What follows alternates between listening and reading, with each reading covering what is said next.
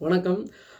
தமிழ்நாடே ஆவலுடன் எதிர்பார்த்த ஒரு கட்சியுடைய வேட்பாளர் பட்டியல் வெளியாகியிருக்கு. அதுதான் தமிழ் மாநில காங்கிரஸ்.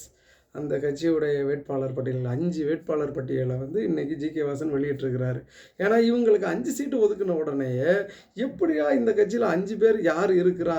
யார் அந்த 5 பேர் அப்படிங்கிறத பார்க்குறதுக்கு தமிழ்நாட்டு மக்கள்லாம் ரொம்ப ஆவலோட காத்துக்கிட்டு இருந்தாங்க. அதுக்கான விடை இன்னைக்கு 12 மணிக்கு தெரிஞ்சிடுச்சு. 12 மணிக்கு 5 பேரோட வேட்பாளர் பட்டியலை இவர் வெளியிட்டிருந்தார். ஒட்டன்சத்திரம், அப்புறம் ஈரோடு மேற்குல யுவராஜா அப்படிங்கிறவர் வந்து போட்டி போடுறாரு.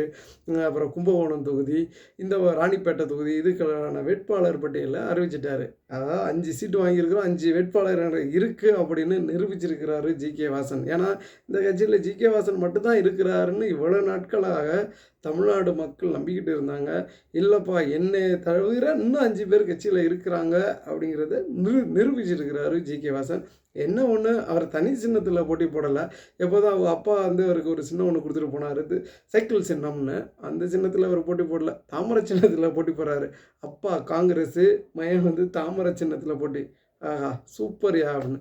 எப்படி தமிழிசை சவுந்தரராஜன் குமரி ஆனந்தனுடைய மகள், அதாவது சுதந்திர போராட்ட தியாகி, மொழிப்போர் தியாகி, காங்கிரஸ் கட்சியோடைய தலைவராக இருந்தவர், அவருடைய மகள் வந்து பிஜேபியில் போய் இணைந்து இன்னைக்கு வந்து பிஜேபிக்கு ஜால்ரா போட்டுக்கிட்டு இருக்கிறாங்களா, அதே போல் ஜி.கே. வாசனும் போட்டுக்கிட்டு இருக்கிறாரு.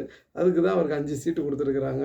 நானும் அவர் தனியாள்னு நினச்சிட்டு இருந்தேன். அவர் தனியாள் இல்லை, அவர் கூட இன்னும் 5 பேர் இருக்கிறாங்கங்கிறது உறுதியாகிருச்சு. தமிழ்நாடு மக்கள் உங்களுக்கும் அவர் வந்து உணர்த்தியிருக்கிறார்.